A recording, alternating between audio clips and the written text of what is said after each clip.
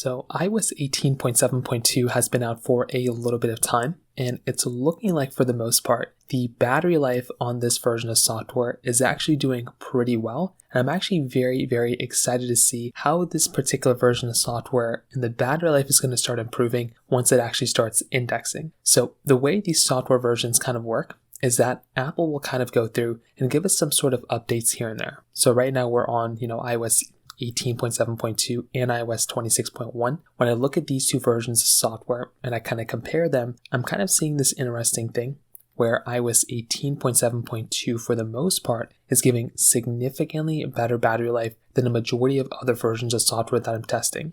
So that's kind of one of those big things to keep in mind, because as I'm going through and testing the software, I'm kind of seeing that iOS 18.7.2 is giving me a very, very good, decent battery life, which is something that I love seeing. So that is kind of one of the first things to kind of keep in mind here for the most part. Now, on top of that, as you're kind of going through and you're kind of, figuring out a version of software to install, I still would imagine iOS 18 being the one that I would recommend a majority of people to go ahead and install. The reason for that, the reason being, is because this is a more optimized, better overall version of software that's going to be giving you a much better experience in almost every single way. So from a stability standpoint, it's better. From a performance standpoint, it's better. From almost every single way I can imagine, it is going to be one of those better types of updates. So from that perspective, I would imagine that would be the way I'd recommend going. And the battery life is also going to be better from that particular situation as well. So kind of keep that in mind. But in terms of that pretty much covers it up there.